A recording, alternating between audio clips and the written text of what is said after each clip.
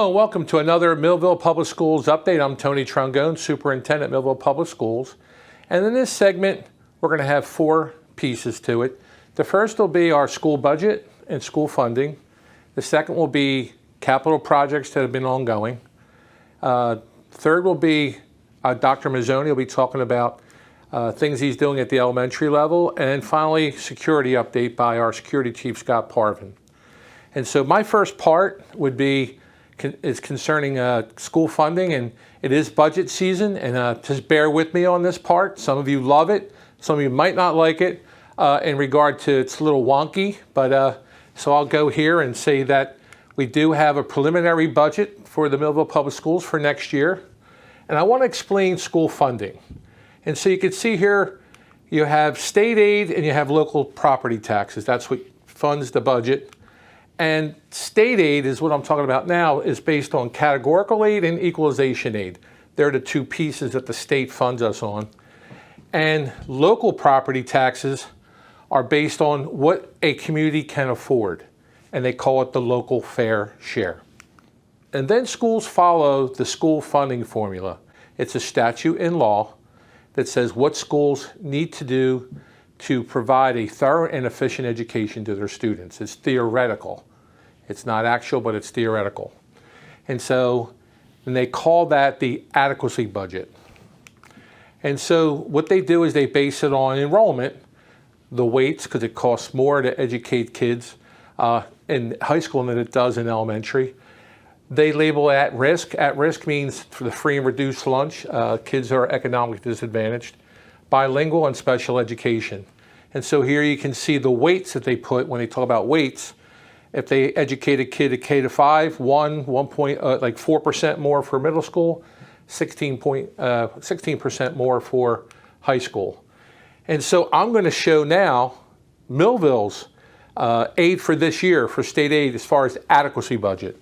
So the enrollment is $47.16, and they say it costs $13,181. So $59 million as far as just enrollment. And then they add on top of that, that free and reduced lunch. It costs more to educate kids that are economically disadvantaged, which they call at risk, over $22 million, almost $23 million. English language learners, we have 5 of them at that rate.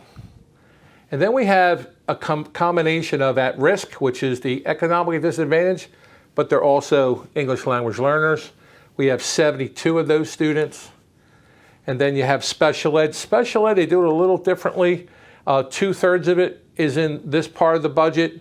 So we have $711, $9 million. We have 72 students in speech at that rate. And then we have security aid and special ed, the other third, 2/3 built in here, a third built out in the categorical aid. And so that's the adequacy budget. And altogether, the school funding formula from the state and from the Supreme Court, really, state Supreme Court says that it takes over $99 million to educate the children in Millville for next year. That's what it should cost to educate them. So I want to explain what the Supreme Court talks about in adequacy. So you have an adequacy budget that we talked about earlier. And then the law says that local taxpayers should pay their fair share, and it's based on their property value and the aggregate income. And then the state will fill in the rest. So each municipality pays a different amount based on their ability to pay. So they subtract what you should pay, and that's what they give you in equalization aid, which is financial aid. So they give you that categorical aid that we talked about, security, transportation, special ed. And then the state actually gives us this amount, I mentioned that earlier, and we actually pay this much locally. So there's a gap locally and there's a gap statewide, about 13 million in a gap locally and $1 million as far as state aid. So together, it's about $14 million that were below adequacy. And then this is not a ploy for closing that gap by no stretch of the imagination. Our school board has no inclination to closing that gap, but we do look at our budget and what our needs are, And that's how we recognize if there's any type of increase locally, what we have to do. So there's no plan now, no plan in the future to close that gap. Just look at what the needs are and then budget accordingly. So now let me give you, for instance, between two municipalities. So you have the theory, and then when you look at Millville, we talked about that, local fair share, equalization aid, categorical aid for Millville. And then what I did is I picked a district, and it's Winslow Township. About the same number of kids, demographics are practically the same. But one difference is Winslow's aggregate income and their property value is more. So the state figures in that Winslow Township should pay more for their school budget than Millville, based on their ability to pay, and so they get less equalization aid. That's how the school funding formula works. It bases on a municipality's ability to pay. So when you look at the state aid, Millville gets $72 million in state aid for the next year, and then Winslow Township will get $48 million in state aid, about 2/3 or a third less, based on its ability for the local taxpayers to pay. And now for one last shot, I know our BA Richard Davidson always has the pie chart. This is a pie chart of our general fund operating budget, and you can see that 68.9% of our budget's funded through the state, and 21.7% is funded through local taxpayers. Then we have reserve, that's our bank accounts that we save money and then we pull it out for projects. And I'll mention capital projects and maintenance projects, so their percentage. Fund balance, that's money that we don't spend for 1 year and fund the next. And then there's a small part of federal in here that goes into the general fund. There's a larger federal budget that comes later. It's called supplemental aid that we'll explain at a later time. And now let's talk about the budget breakdown. You know, I gave you the big picture as far as how our schools are funded, but now I want to talk about how it's funded, the nitty-gritty. And so by law, you're able to see the user-friendly budget. It's going to be on our website. It'll be by law listed in the newspapers, and it breaks it down by category and for students. So what did it cost for that school district per student? And what I've done is highlighted in red the significant increases. And what you'll see in this picture is our money went to kids and classrooms. So you'll see classroom instruction had significant increases. Then you'll see that we had increases in infrastructure because we're doing some capital projects. So you'll see the increases are in capital projects and again in the classroom. So time to translate. What does this mean? I'll break because that chart was too small. We can see a classroom instruction. Now classroom instruction includes teacher salaries and the supplies. So it's a bigger category. And so you can see that we need to have competitive salaries for our staff. We are by far not the highest salaries in the county or the state. Our teachers are paid fairly, but we do not have high salaries, but we want to provide them with competitive salaries. Our class sizes, we lowered them significantly to about 14 students in a class. We went to a teams model at Lakeside, so there was an increase in staffing. And then also we have technology and English language arts and math supplies. So altogether there was a 5% increase in the classroom, and it was $557 more per student. And you can see $1.5 million increase in salary, $500,000 for technology, and $800,000 in language arts supplies and math supplies. And then this is a subcategory of the previous one. So in the supplies, it went up 12%, 12.73%, because we got more Promethean boards for the classroom, more informational technology devices for our students. You can see more Chromebooks and laptops, and then also the resources in language arts. And you'll see Dr. Mazzoni talking about that in the next segment, about reading at the elementary level. And then Mrs. DeRose will talk at another date about what we're doing at the high school with math. And then support services. It went up $179 per student, about 6%, and we had an increase in one-to-one paraprofessionals for special ed. In operations, we added 2 maintenance staff for our buildings and grounds, and then we added 9 armed guards that were not in the budget in this current year that we had the budget for next year. So you'll see a $77 increase per student, or a 7.43% increase in that category from one year to the next, and you can see it there. And then equipment, you can see we had a replacement of maintenance equipment. Then transportation across the country. Everybody knows about busing and the issues. Our busing contract increased about $500,000 from this year to next year. So you're going to see an increase of about $500,000 in transportation costs. And then health benefits. So everyone knows the health benefits went up. The state health benefits plan went up anywhere up to 25%. Ours, we were fortunate with Allen Associates, 10% increase, $1.7 million increase, which is a large increase. But when you think that we have 1,000 employees, it's relatively speaking, we made out pretty well in regard to that increase. So we did really well in this area. We were expecting a larger increase in that area. Allen Associates is a family-owned and operated full-service agency, managing a broad base of clients in the New Jersey area.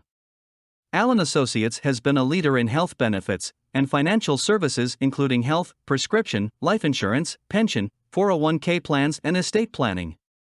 With more than 60 years of experience and a staff of highly trained and dedicated professionals, Allen Associates is noted for its ability to build strong, long-term relationships with our clients and the communities we serve. Give them a call today at 856-692-2250. Allen Associates, your complete health and financial services, Vineland, New Jersey.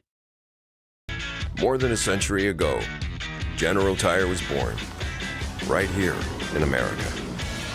Since then, we've made a name for ourselves by making tires you can depend on. Tires built to handle any road this country can throw at them, and relied on by every kind of driver. So you know that no matter where life takes you, with General Tire, anywhere is possible.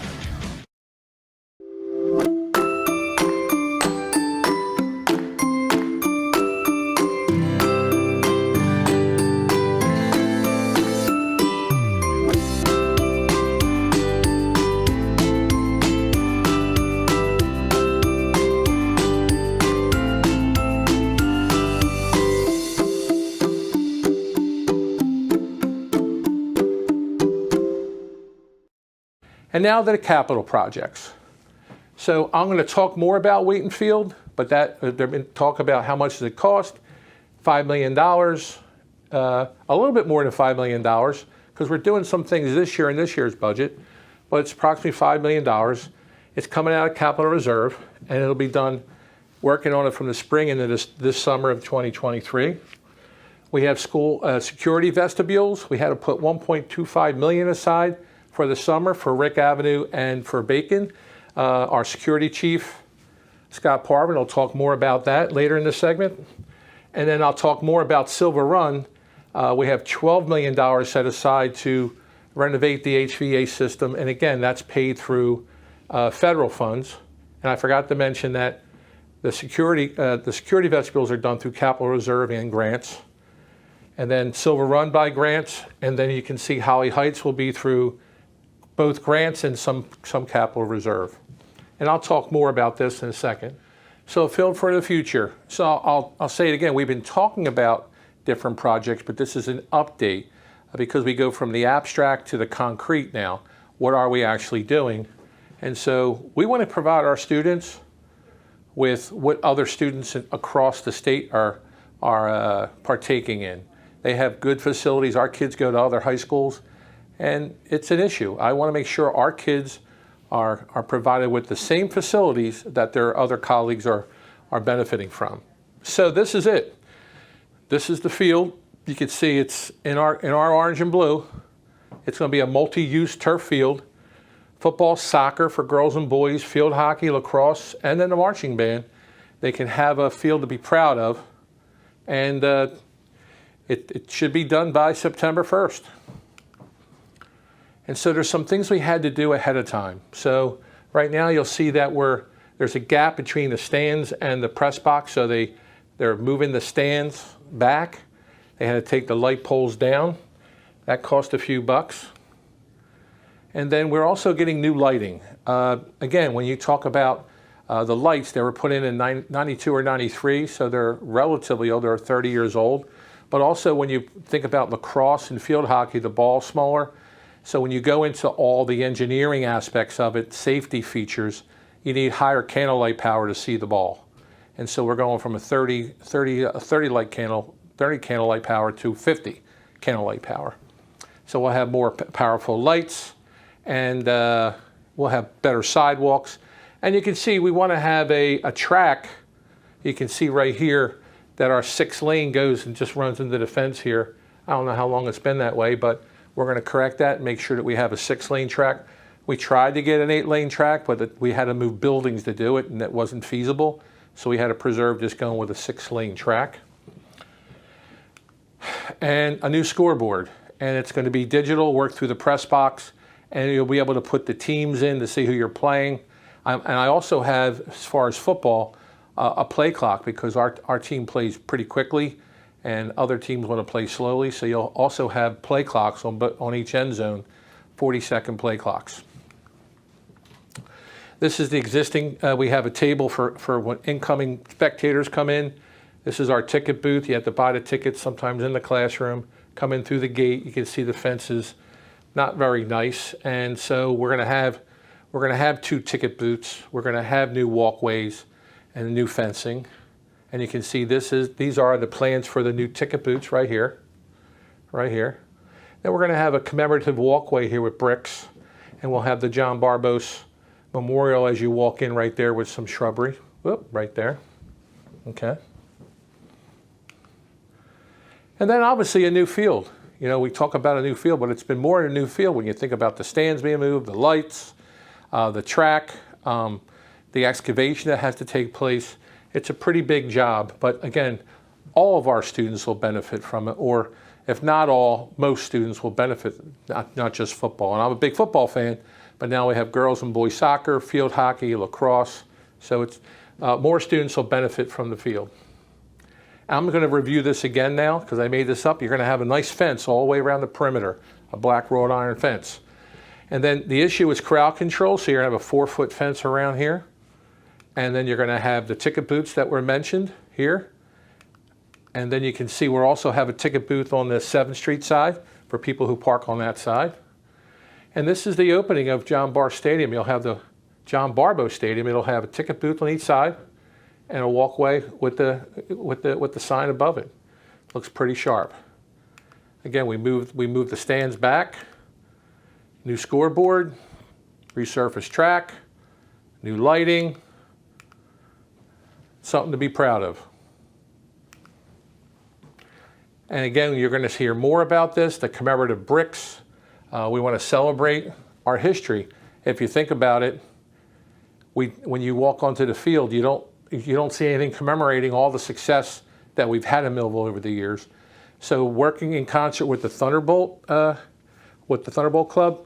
we're going to have signs put up recognizing the accomplishment of our past, and again, showing that Millville pride.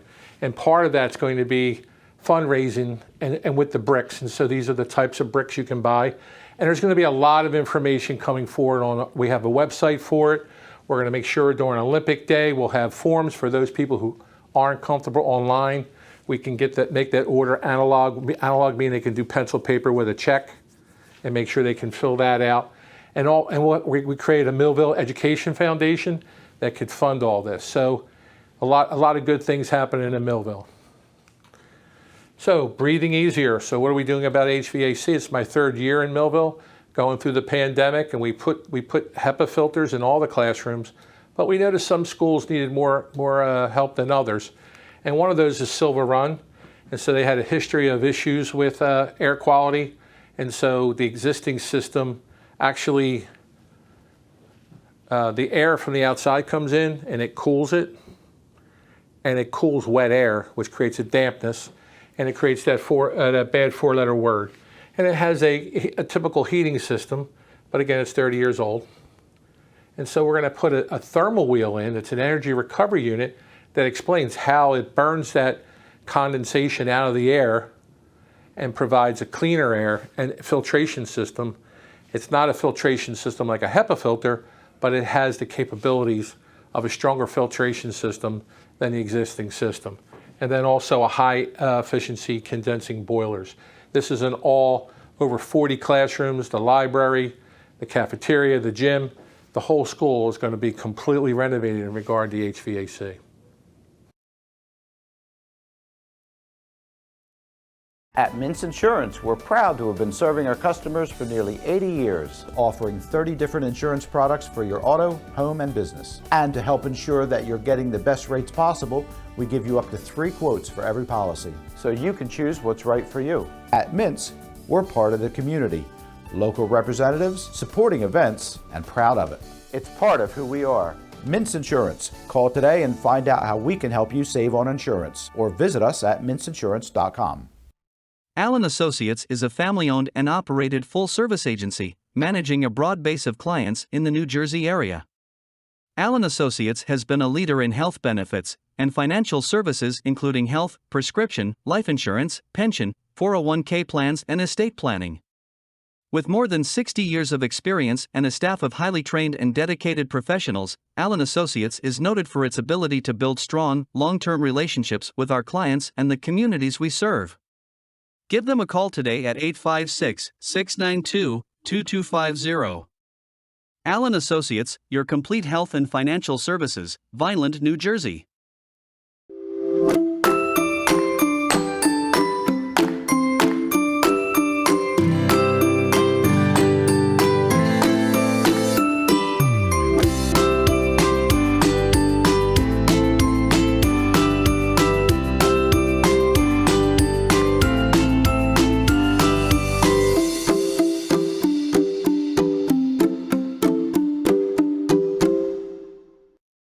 All right, we're back with our next segment. I'm Tony Trongone here with our Assistant Superintendent for Elementary Schools, Dr. Mazzoni. How we doing, Matt? Hello, Tony. Thanks for having me. The topic of our next segment is a conversation with Assistant Superintendent Matt Mazzoni. So you got the floor, Doc. Awesome. So thanks for having me back. And today my purpose is I just want to give an update on our elementary world. So all the great things that are happening from an instructional standpoint. So let's get started.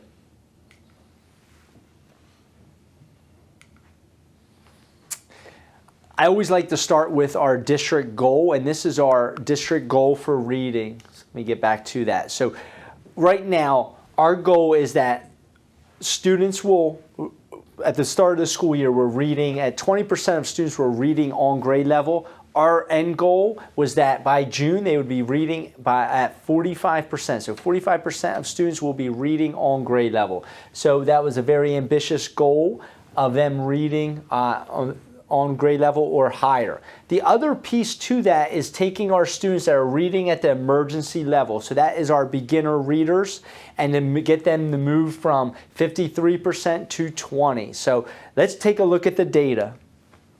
So I'm excited here to report, so since I was here in October, you can see we were at 16% of our students were reading on grade level or higher. And now look back today, April 5th. So we went from 16 to 39%. So we were just 6 percentage points away from hitting our district goal. So great job by our teachers, administrators, Mrs. Cheryl Banks, our principals. But once again, if I said teachers, I'm going to say teachers again. They've been working tirelessly to make this happen.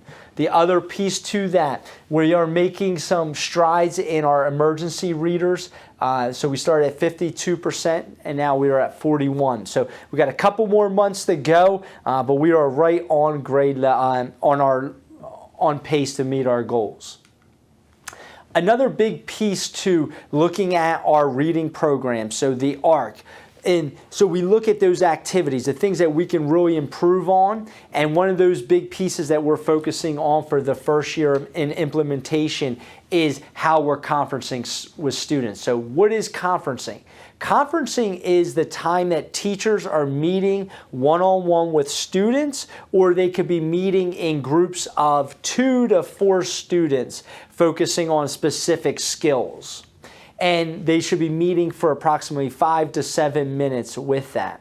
And thank you to Mr. Trongone and the Board of Education to make sure that our class sizes are ideal size. Right now we average about 14 students to teacher ratio, so 1 teacher to every 14 students. So that's a great number to make sure that we're reaching our students and meeting with them conferencing. And we are meeting these numbers. So we're not even 14 days. We're meeting with students once every 8 days of instruction.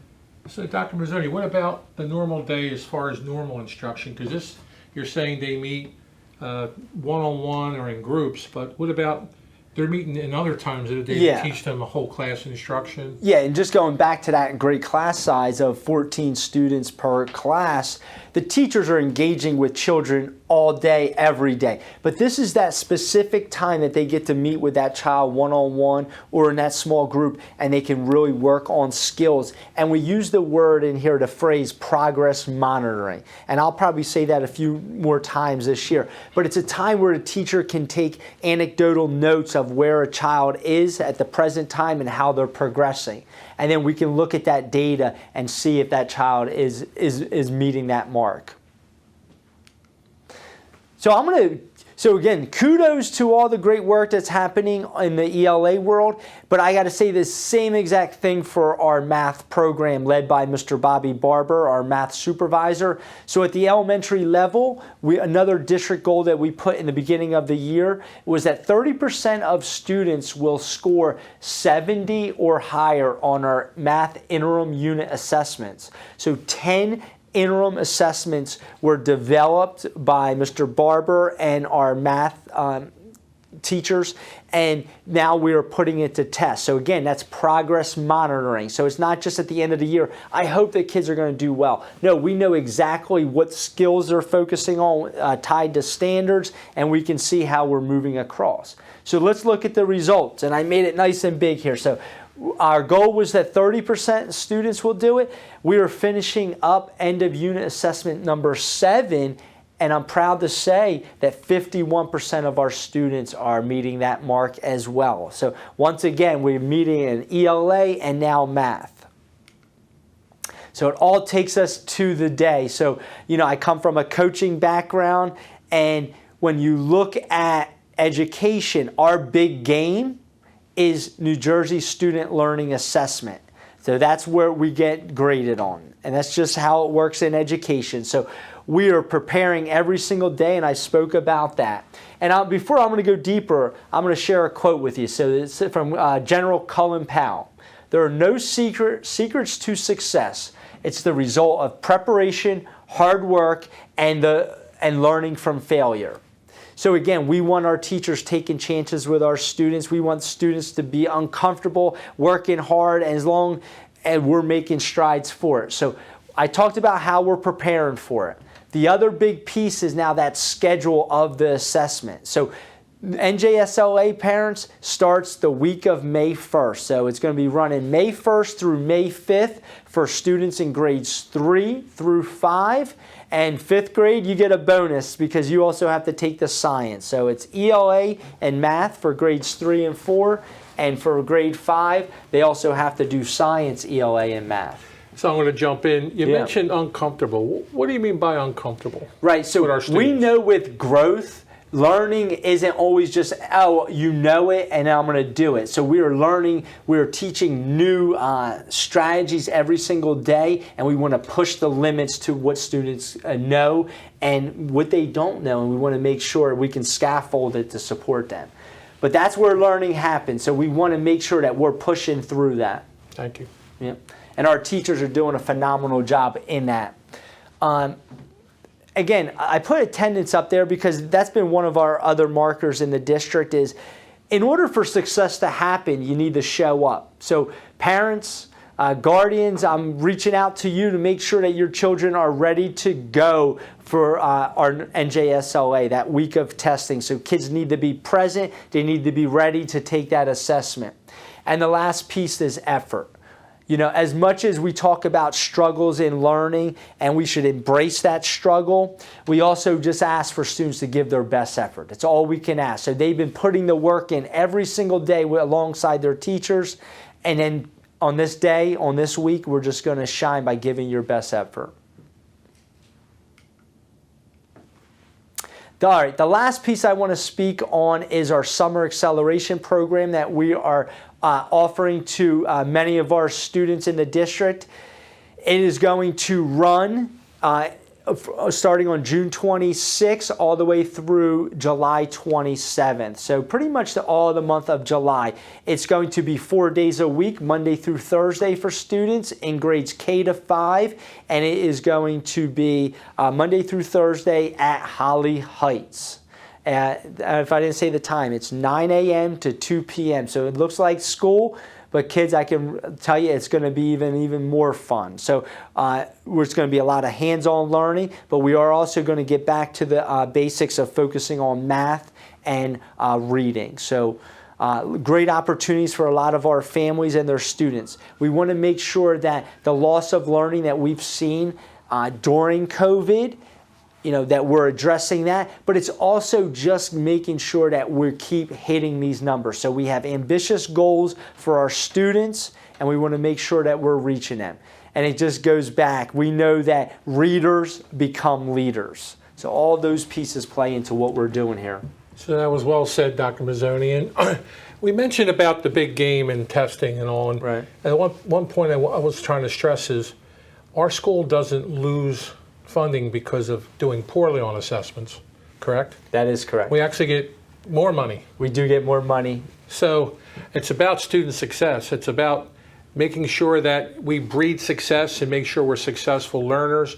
And it just becomes a self-fulfilling prophecy that our kids become successful in their learning, whatever they want to be. And that's why we want to build that excitement. Thank you for bringing this excitement, right. And also all the stuff that the teachers are doing too. We've been visiting schools. And I was with a teacher, and she's like, "Yeah, Mr. Trongone, we're working hard." And I said, "Yeah, I know you are." And I sincerely acknowledge that, because there is a change with this progress monitoring. It's every day putting this information in so we know where our students are at, all of our students. And you have about 2,200 students at the K-5 level, so it's a huge undertaking. So yeah. Great job. I appreciate it, Tony. We look forward to more information coming in the future. That's it. I can't wait to come back here this summer with some positive results of our NJSLA results. All right, so thank you. More than a century ago, General Tire was born, right here in America. Since then, we've made a name for ourselves by making tires you can depend on. Tires built to handle any road this country can throw at them, and relied on by every kind of driver. So you know that no matter where life takes you, with General Tire, anywhere is possible.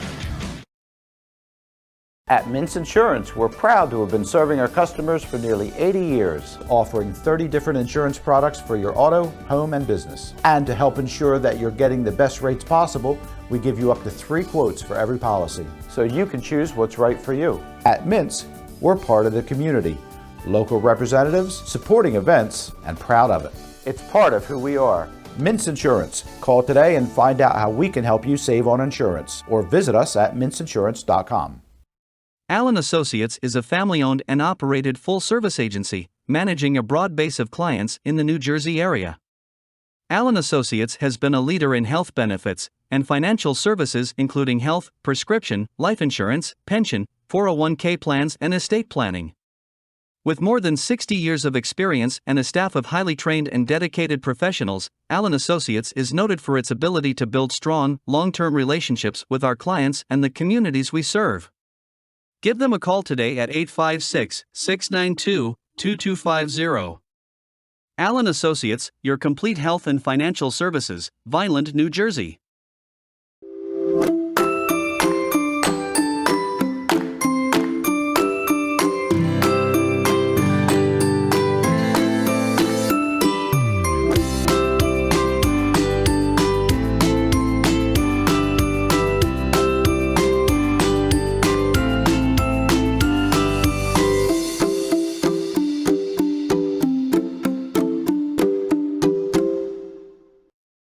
All right, we're back on our next segment, and we're here with our security chief, Mr. Scott Parvin, and he's going to provide us with some, relevant information in regard to the security and safety of our students and staff in our schools. So welcome, Mr. Parvin. Thank you, Superintendent. And so again, this is called a conversation with our security chief, Scott Parvin. So I'm going to step aside, and the floor is yours. Thank you, sir.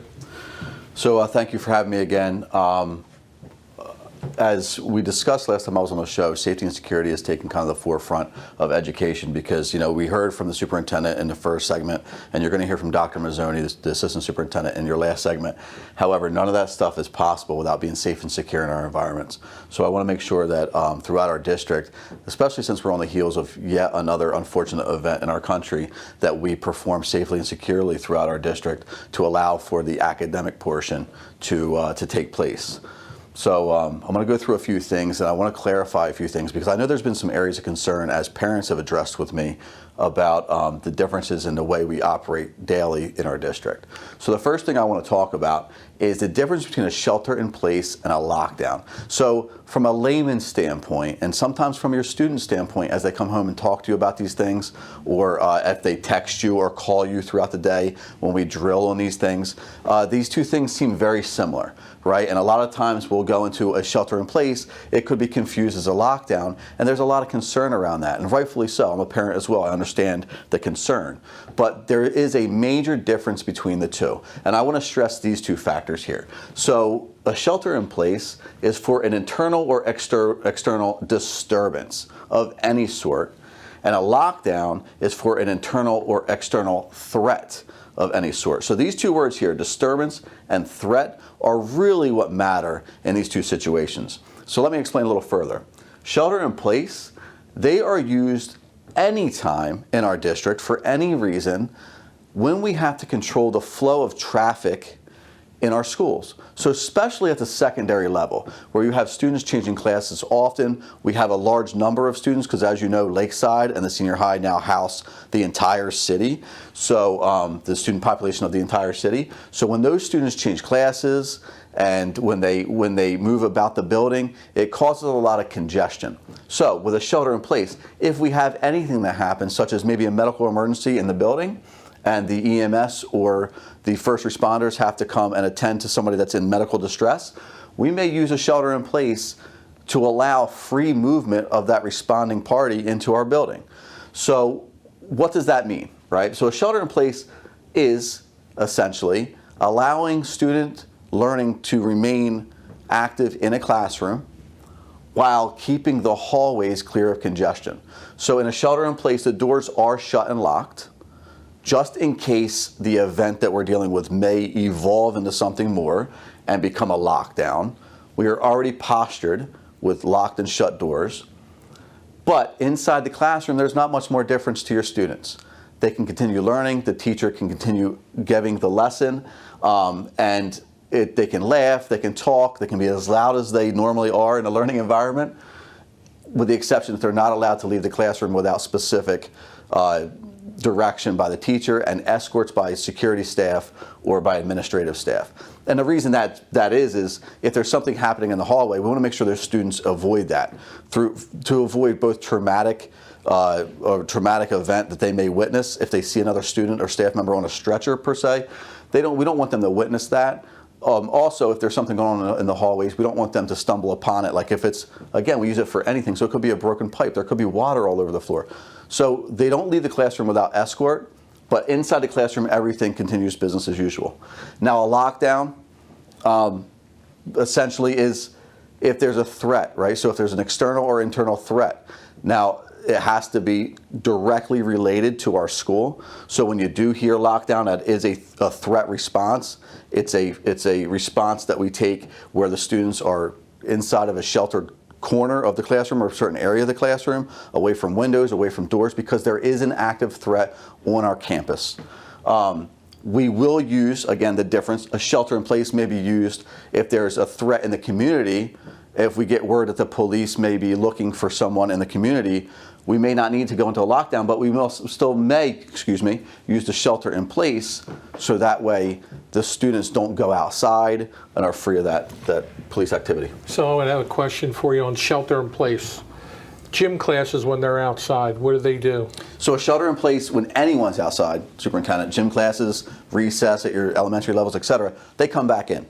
They come back into the building, they go back into their classrooms, and they can continue learning, right? But to that point, when there's a lockdown, if there are students outside, they would go to a pre-designated area where they would muster up while the rest of the school locks down. So if we do go into a lockdown and there are students outside, again, they go to a pre-designated area and lock down there while the rest of the school locks down. But a shelter in place, you can bring those students back in. So hopefully that clears that up for the parents out there. But the next step that we've taken was we began doing drills where we involve parents and staff members. And the reason being is these lockdown drills that we do, normally, because by law we have to do them twice a year, a lockdown drill, they involve the administration. And the teachers are locked down in the classrooms. They don't get to see it from the other side. So they were as, I don't want to say misunderstood of how the drill works, as some of the parents may have been, but there was questions and concerns, and we found that the easiest way to address those questions and concerns was to bring them out of the classroom and have them be part of the drill. So this is Dr. Gambino. He is with New Jersey Department of Education Office of School Preparedness. We work with him often. He's the guidance that is provided to me as the Director of Security for the district. So under his guidance, we began performing these lockdown drills with teachers involved. And essentially what they do is they pair up with administrators, we call the drill, and they go around and they have a look for list, a checklist. And they check and see that their coworkers and counterparts are performing the drill properly. So instead of us as administrators giving feedback, the teachers are the ones giving feedback. That way they understand the drill from that perspective instead of just being in a classroom locked in. With that being said, we did the same thing. So administratively, we took the direction from Dr. Gambino, but as an administrative team in our district, we've continued doing these drills throughout every school in our district with teachers involved. So we took his direction and we adopted it and we continued to do it. Part of that was we had parents, we invited a select number of parents to attend a lockdown drill at Lakeside. And the reason being was, much like we're delivering this to you today, we wanted parents to see with their own eyes in real time how those drills are conducted. Because again, there's confusion. I know there's confusion. I've been addressed, in public and asked to explain things, which I'm perfectly okay with. But it's better to have the parents come in and see it in real time. So we had them come in and they looked at the drills. They were able to experience the drills and understand the difference between a lockdown and shelter in place and see that we were postured in a way to protect their children. So in closing, I want to just talk about a few other things we've been doing in the district. And some of the stuff I did talk on when I was first on the show, but I want to update everyone. So the IP camera system, I did address that last time. It's up and running in every single one of our schools, and it's proactively viewed by myself and my assistant chief in our office all day long, as well as in each school. So we have a security personnel that's positioned to watch those cameras all day long, proactively, to make sure that if a threat arises on our campuses, they can see that threat coming in. They've also worked in a variety of different ways. We even had students lose lunchboxes, and they've come to us and we've been able to track down where the lunchbox was left. So they're a great tool to be used for several different purposes. The next is security vestibules. Now, you heard the superintendent mention security vestibules in his update as far as the funding for that. But what we've done is we've put security vestibules in every single one of our schools so far, with the exception of Bacon and Rick Avenue. Those two schools are slotted to be installed over the summer, and Bacon Elementary, which is the oldest school in our district, presents unique challenges because of its age, and it's a huge undertaking where we're changing classrooms, we're knocking down a certain portion of the wall to make a classroom a real principal's office. So the principal will be moved, and then the principal's office as it currently stands will become the security vestibule. So it's a large undertaking simply because of the age of the school.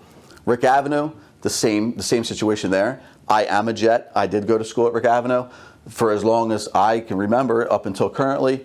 the entry point to that school is in the rear. We're going to make the entry point to that school the main entrance in the front, so it entails flipping that entire school and building a security vestibule in the front of the building.